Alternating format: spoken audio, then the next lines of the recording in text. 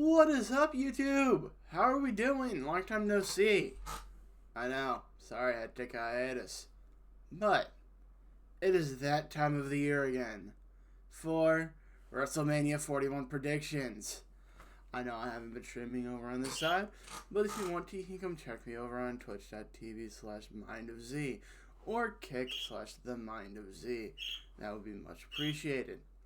Now, sadly, last year, if you guys remember, my dumbass decided to spill water on my laptop, and my and OBS would not handle streaming for like 20 minutes. So sadly, I could not stream WrestleMania 40, as great as it was. But this year, I still can't.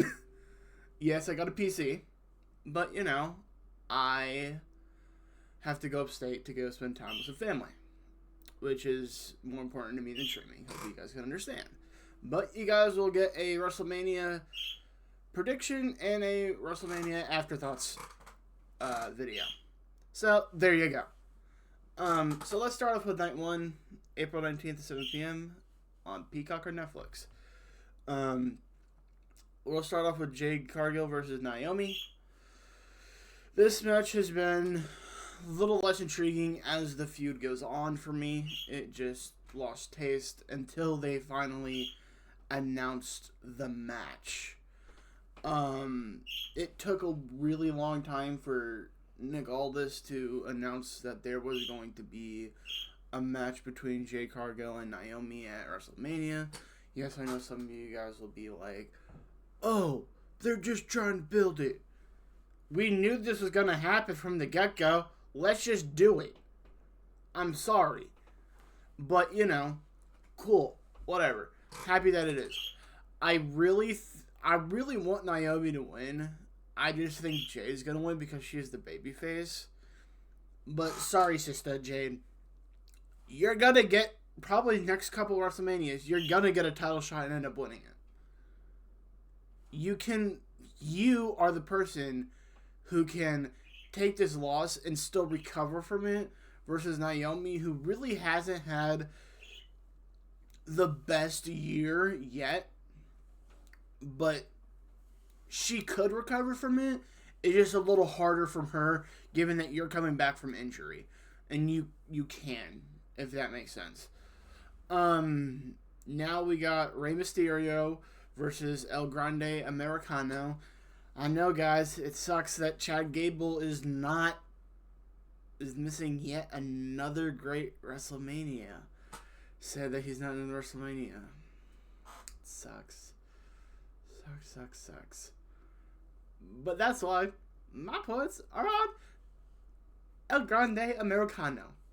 The heat that this guy got in Europe, it's just great. Ray, you've had your time. You're already in Hall of Fame. You know, just take it. I don't want this to be a mask versus mask, because, you know, I don't want old Rey Mysterio where he's walking around in the independent scene without a mask on. That would suck. So yeah. Now we got the United States Championship match. L.A. Knight versus Jacob Fatu. So there's this match. This match is actually the most intriguing for me because honestly, I would be happy with either way this one goes. They're both really good wrestlers. I want to see what Jacob can do. And the reason why I'm saying that and why I'm going to pick Jacob is the fact that Jacob has more storylines in the making. He could feud with Solo. He could feud with Tama Tonga. What's after for LA Knight, though? We don't have a way that what's going to happen with LA Knight. We really don't. In reality, we really don't. We don't know what's going to happen with LA Knight after this feud. Which is why I really want to see Jacob Fatu win this, is because he has that tension with Solo Sikoa. He has that tension with Tama Tonga. He has that tension with Roman Reigns.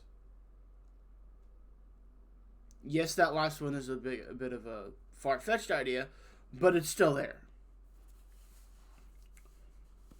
So there's my reasoning behind why I want Jacob Fatu to win. Now, let's talk about the World Tag Team Championships, the War Raiders versus the New Days. New Day have had, both of them have had a rough year. I don't think the tag team division on either side's men or women are getting the love that they should deserve on this on this WrestleMania card. Both nights.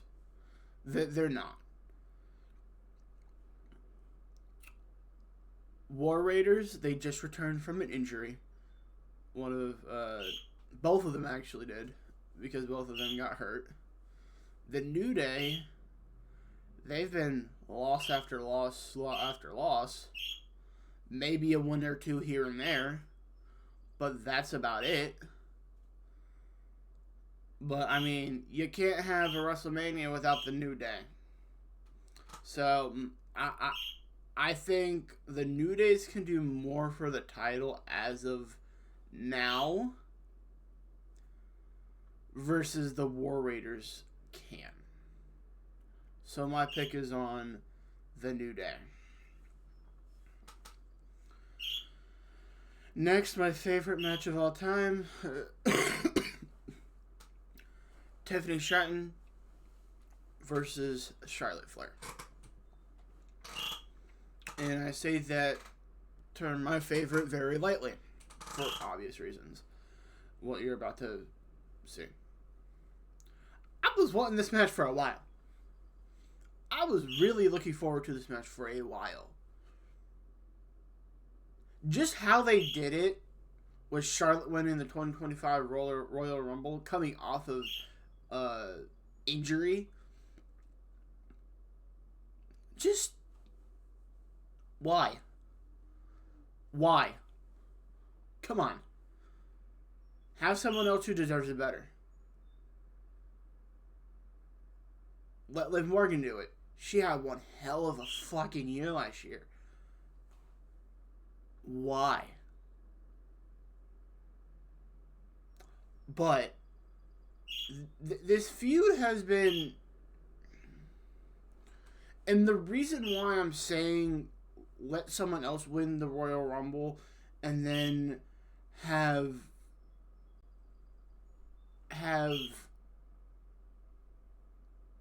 Charlotte, if she wanted to, win the Elimination Chamber, or win the Chamber. It doesn't matter if she won or lost. Tiffany, we could have had a situation like we're having on Raw. One costs another the championship, it turns into a triple threat. It actually probably would have been more interesting, because of the fact that you have to deal with another aspect, which is a triple threat. Now, keep in mind, the last time Charlotte was in a triple threat, to my knowledge, was SummerSlam, and that one went really well. Really well. Back in, what was that? In Indianapolis, I want to say? What was that? Was it? No. Whatever that was, whatever. No, it was Detroit. Back in Detroit, yeah. But, you know, it all takes hands. I want Tiffany to retain, because she has so much more potential than Charlotte does. But she's a fucking Ric Flair baby. What are we going to do? She's given everything by the company. So, it's going to be Charlotte, but my pick's on Tiffany. As of hope that Tiffany doesn't get screwed over by Charlotte's dad, Ric Flair. Who's, by the way, in a different company, by the way. But, you know, whatever. That's how time works still. You know, shows you how things go. You know, but we won't talk about that, right? Okay. Second to last of night one is World Heavyweight Championship match. Gunther versus the Royal Rumble 2025 winner. Yeet! Jey Uso.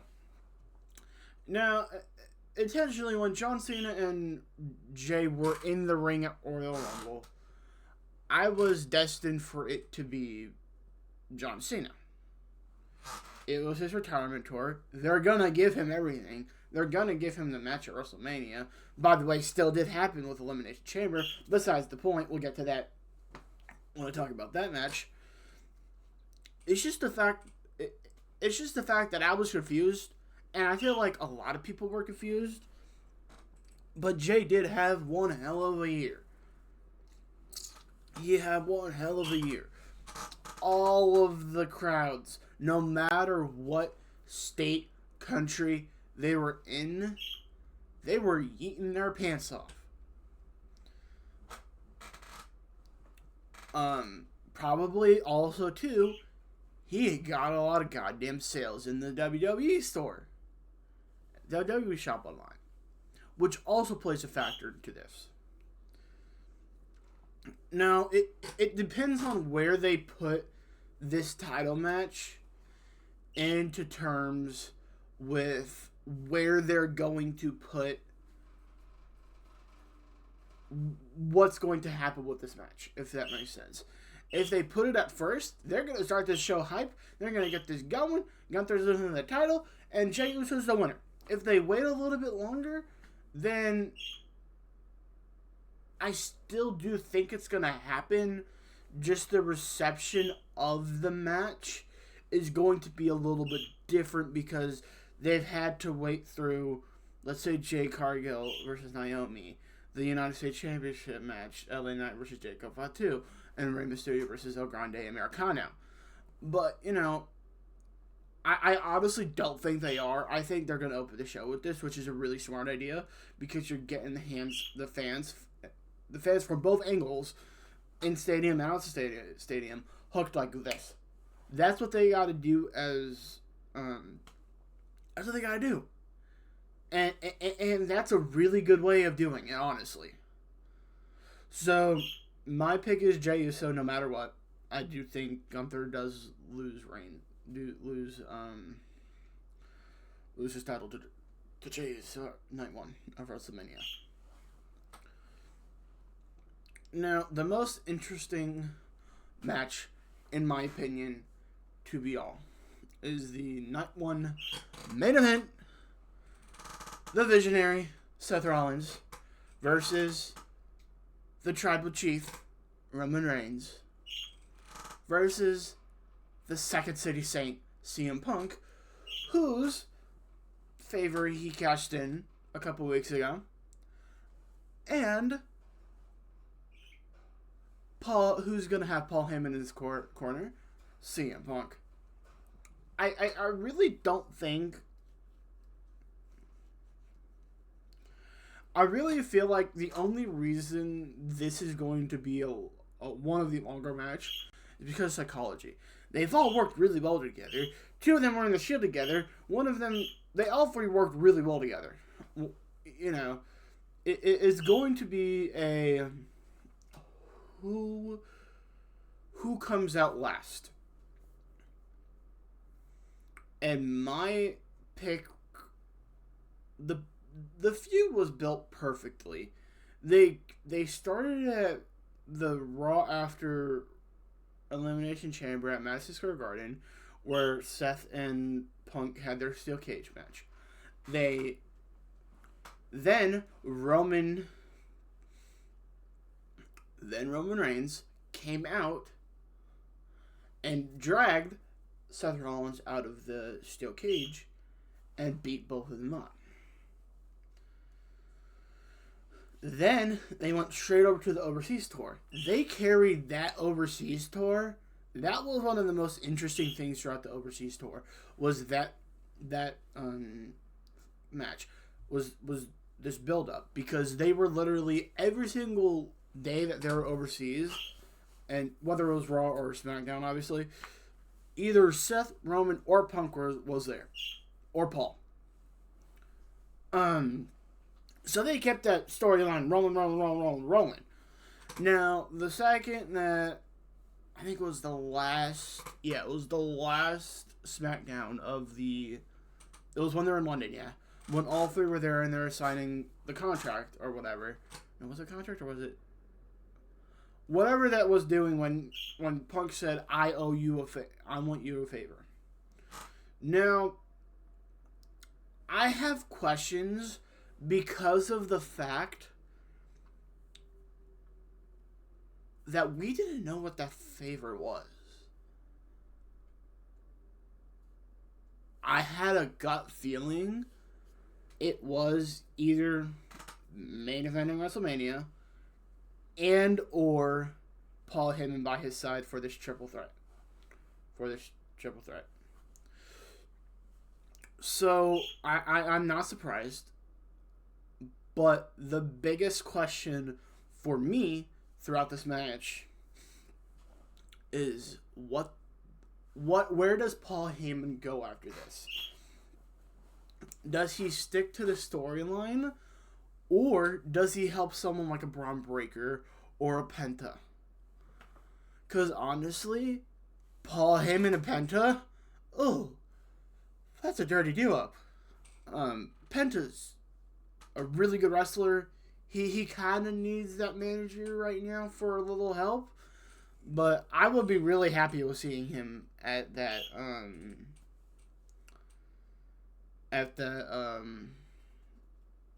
seeing Paul Heyman as a manager for Penta. But honestly, with this triple threat being right here, with Seth saying, "Oh, I didn't stop your head, so now you owe me a favor." I do think Punk does win, but Seth walks away with Paul Heyman. But that doesn't last long with Seth and Paul.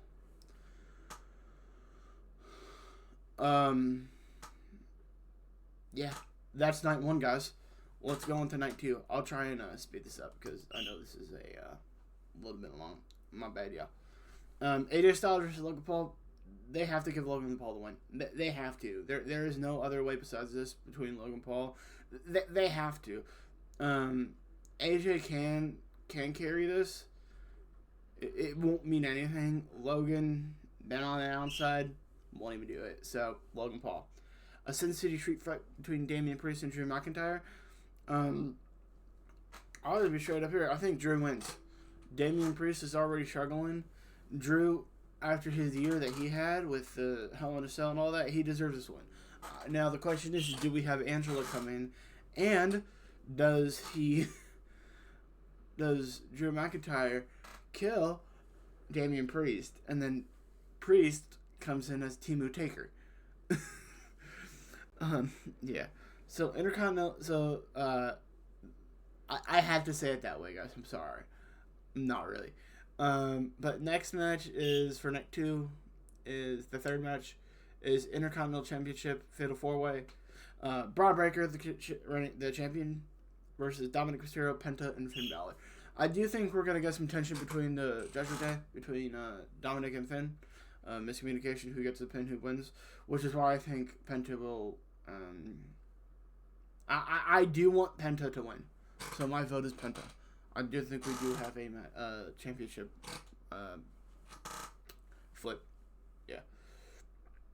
Now, for the Women's Tag Team Championship, Liv Morgan, Raquel Rodriguez versus Bayley and Lyra Valkyria. I could be set... This is the thing. Whichever matches comes first, it depends on what's going to happen with the Intercontinental or what's going to happen with the Women's Tag. If the Women's Tag doesn't happen, they're going to be pissed. Liv and Dom and Finn are going to be pissed because they have no titles, so they feel destined to bring a gold home at WrestleMania. But if Liv and Raquel doesn't win the titles, then there's a factor of, okay, what do we do? Who's superior in the group? And I feel like we get back into where we were a few months ago, where who's the leader of the Judgment Day? But there is none. But they're fighting in the ring about who gets to pin. So that's what I think. It's going to be a lot of miscommunication between Finn and Dom. So I think Penta's going to win. Women's tag teams. I as I said, I'm fine with Liv and Raquel. They just need to, but I'm also fine with Bayley and Lyra. I would like to see Bayley and Lyra win because this is Lyra's first WrestleMania. I'm kind of pissed that she doesn't get an Intercontinental title match, but you know that's how it goes. WWE Women's World Championship Triple Threat: Io Sky versus Rhea Ripley and Bianca Belair. It was originally supposed to just be Io Sky versus Bianca Belair after Bianca Belair won Elimination Chamber back in Toronto, and Rhea Ripley, got her title trained and whatever. If you know, you know. Now with this match, I really want Io Sky to retain. But I think they're going to put it on Bianca and make Rhea furious. They're going to make Rhea go into a even worse heel than what she is. And I'm all for it. I'm all for it. I don't care. I'm all for it. It's going to be funny. It's going to be serious. She's going to be on a rampage. It's going to be great. So ultimately, my pick to win this Women's World Championship is Io Sky. Finally, for this match, to end the night of night 2, we're going to have the undisputed WWE Championship match. Cody Rhodes versus John Cena. Now, with this match overcoming everything, I was excited for it, and then the heel turn happened. And now I'm really excited. Now keep in mind, if you know me for wrestling at all time, you know I absolutely hate John Cena. And this is the one time I'm actually rooting for the guy, which never happens. So, sorry Cody, your title reign has been underwhelming. You've come every week on live television. Yes, you've come to the premiere of Netflix. Yes, you come to Raw. Whatever. It's not the same anymore because of the fact that you're not defending. You're like Roman Reigns, but you're full-time, according to the place. You're full-time and not defending monthly like you should be. Because back before, there was a rule, if you don't defend every month, you're getting shipped to the title. He didn't do one at did he do one? No. He didn't do one at Raw anytime this year, actually. Because I know he didn't do an Elimination Chamber. I don't think he did any in Royal Rumble, though. I could be wrong. I'll which is why I'm saying first of the year. So it's been 4 months. Doesn't make sense.